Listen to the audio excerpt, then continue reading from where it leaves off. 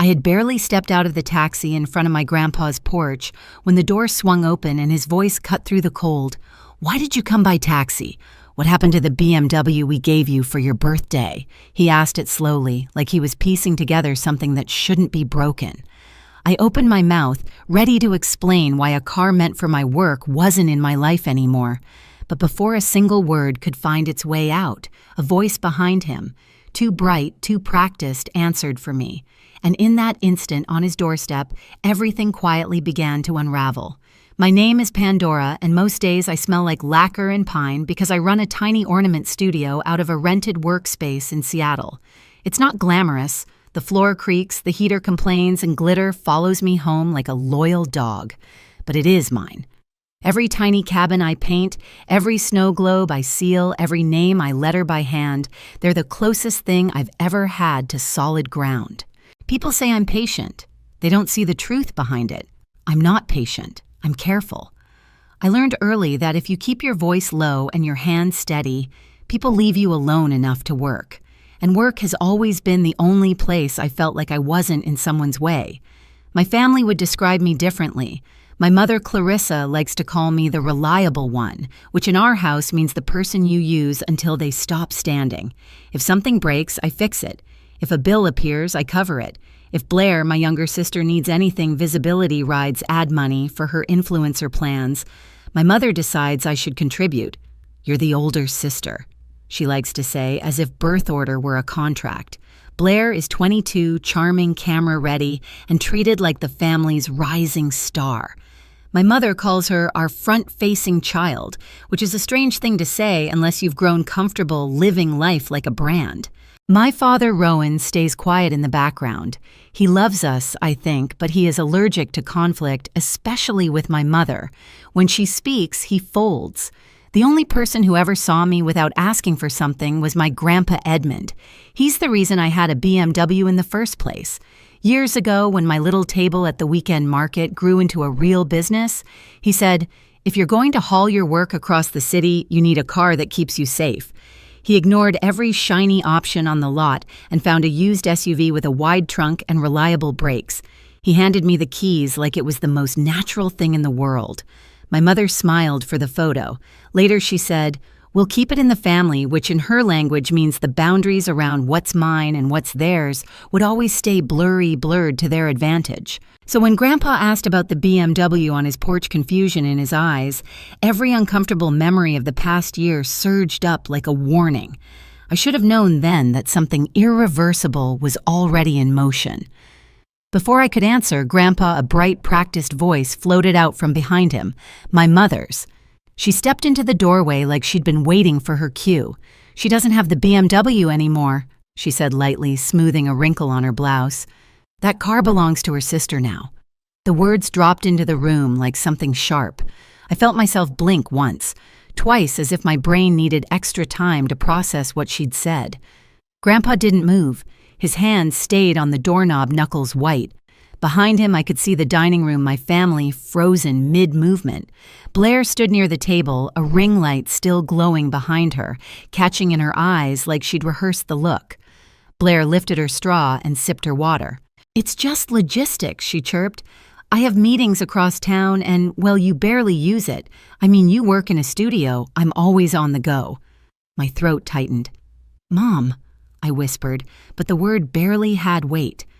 Clarissa laughed softly, that polite, disarming laugh she uses when she wants to make something ugly sound reasonable. "Sweetheart, you hardly drive.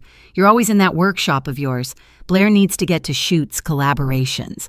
It makes sense. Of course it made sense to her. Everything did when it benefited Blair. Inside, my thoughts raced. How many times had Blair said she needed the car just for the weekend? How my mother would hand her the keys before I could even answer? How every request I made, from delivering ornaments to markets to picking up supplies, was met with a sigh, a reminder that I could use a rideshare. It's a business expense. I had told myself it wasn't worth fighting over. I had told myself it was temporary. But somehow the temporary had calcified into their new truth. Grandpa's gaze shifted to me, slow and searching. "Is that true?" he asked. My breath caught on an answer I didn't know how to give. Not because I didn't have one, but because I wasn't used to being asked for my version of events. In our family, my silence had always been the path of least resistance. Blair set her glass down with a soft clink. Honestly, Pandora, if you'd planned better, this wouldn't even be weird. I'm the one who needs mobility right now. There it was, my sister effortlessly minimizing me without even trying. Something inside me pulled taut, a thin, trembling thread of anger, one I wasn't used to feeling in real time. It wasn't loud, it wasn't dramatic, it was a quiet, simmering burn in the center of my chest. Grandpa pressed his lips together. He didn't look at Blair. He didn't look at my mother. His eyes stayed locked on mine, steady, concerned, as if he could feel something shifting in me that the rest of the room was too self-centered to notice. And in that moment, still standing in the doorway, still holding a box of fragile ornaments against my ribs, I felt the first crack in the version of myself they had built, a version that always gave, always yielded, always softened. For the first time in years, I felt myself harden. My grandpa stayed silent for a moment, deep in thought, so still it unsettled the room. He wasn't a man of dramatic pauses.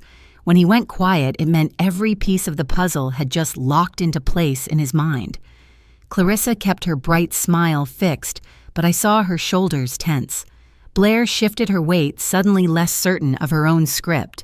Grandpa finally stepped aside to let me in, but the warmth of the house couldn't touch me.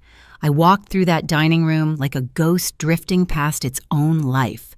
Everyone returned to their seats, as if the moment had been a small misunderstanding instead of a boundary being stolen out from under me. Dinner moved on around me. I nodded when spoken to. I chewed without tasting.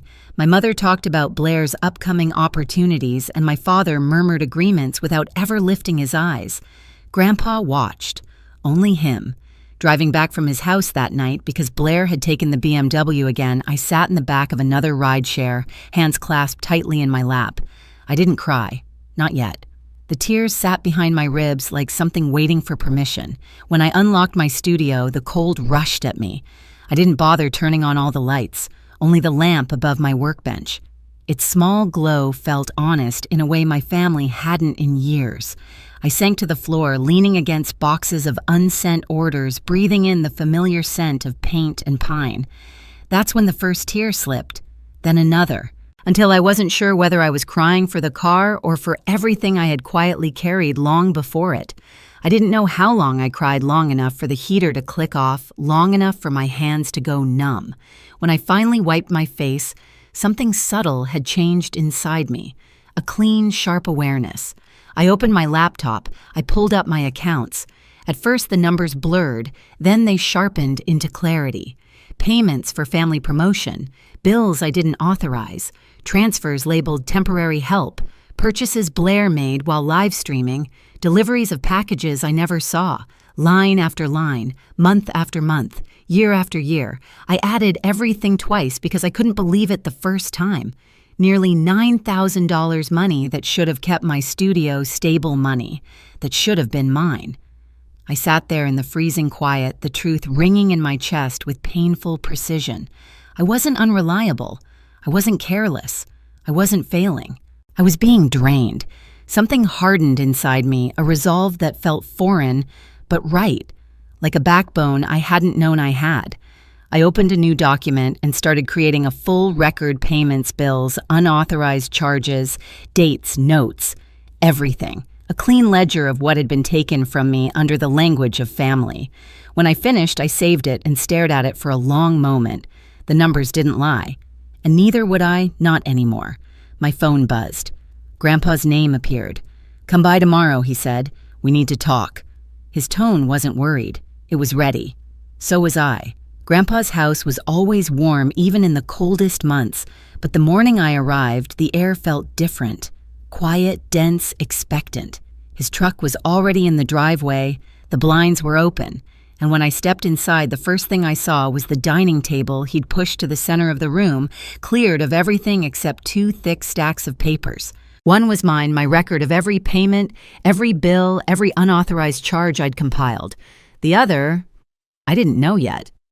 "Sit," he said gently. I did. He didn't lecture or comfort.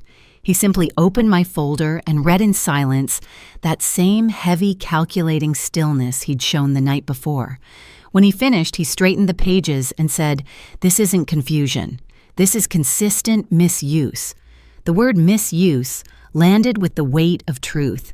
I didn't need validation, but somehow hearing it from him steadied something inside me. He motioned to the second stack. "These are mine. Documents I've kept for years, things your mother doesn't know I have." He didn't elaborate. He didn't need to.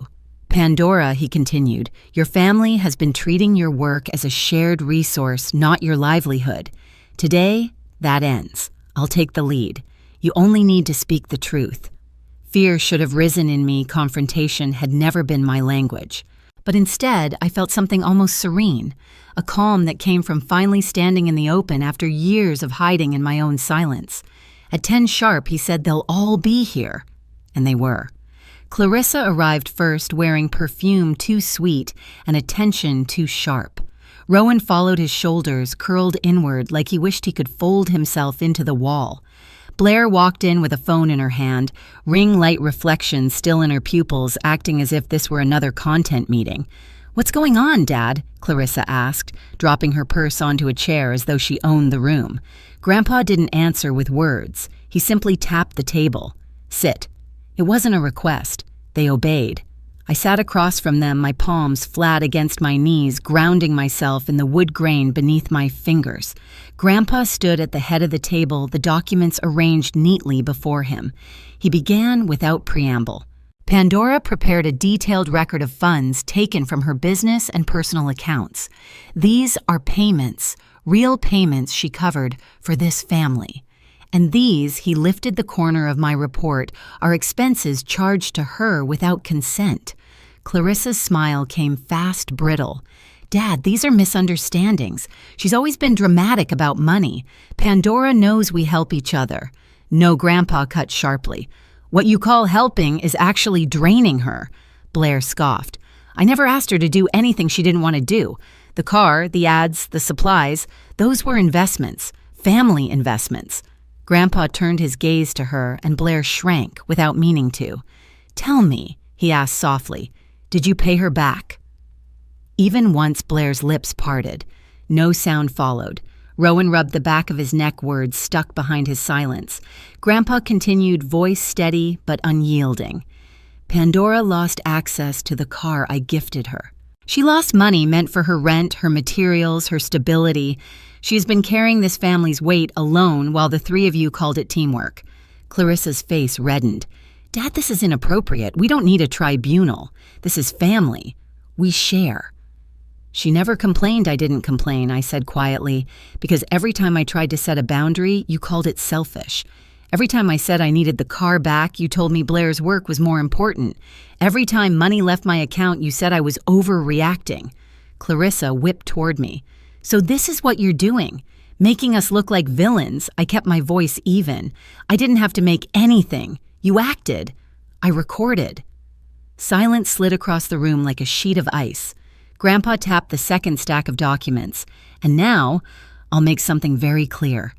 Years ago, I saved a fund meant to support the grandchildren building something real. I intended to divide it between you someday. But after witnessing how you've treated Pandora, after seeing how her work, her resources, her independence were treated like communal property, I've reassigned it." Clarissa stiffened.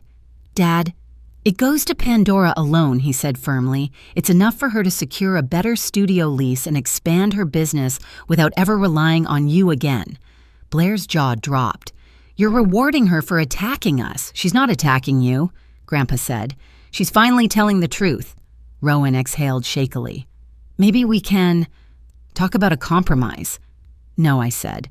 Quiet but absolute. "There's no compromise on my livelihood." Their eyes snapped to me. For the first time in my life, I didn't look away. "I am done funding this household," I continued. "I'm done covering for Blair's content, for the bills that magically became my problem, for the debts disguised as teamwork. If you need help, I'll bring groceries when I can. But my business is mine. My income is mine.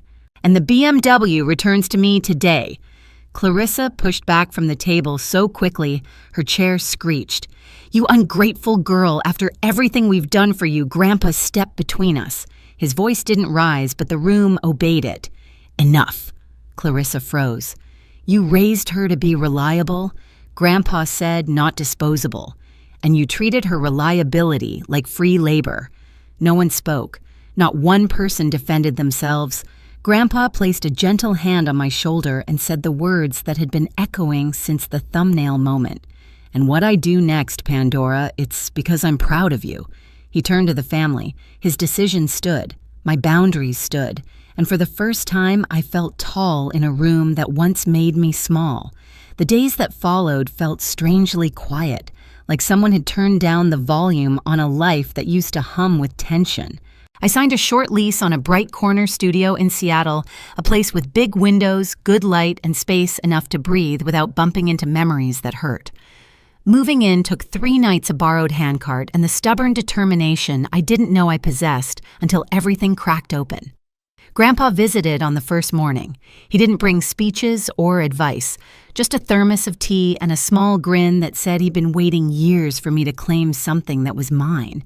He sat on the spare stool while I arranged shelves, occasionally pointing out a crooked frame with the same calm tone he used when teaching me how to measure wood as a kid.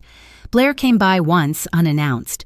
She walked slowly through the shop, touching ornaments she used to treat like props. When she chose one, a tiny camera with a silver ribbon, she placed the full payment on the counter without asking for a discount or a favor. "For a friend," she murmured, and for the first time, it didn't feel like a performance. Just a moment between 2 women trying to figure out who they were without the roles our mother assigned. Clarissa didn't visit. She sent short texts every few days, all sugar and implication. I replied with my shop hours or a simple "I'm busy today." Polite, boundaried, clear. It was the first time we'd ever spoken on equal ground. At night when the shop lights dimmed and the street outside softened, I felt something settle in me, something steady earned and unmistakably mine. Peace. The kind that comes only after choosing yourself. I used to think family loyalty meant saying yes until I disappeared. Now I know it simply means showing up with honesty even when it costs you. Standing in my new studio, surrounded by the quiet hum of a life I built on my own terms, I finally understood something: boundaries aren't walls. They're doors you choose who to let through. If you've ever had to fight for your own space, your own voice, your own worth, tell me where you're listening from. And if this story stayed with you, follow the channel so you don't miss the next one.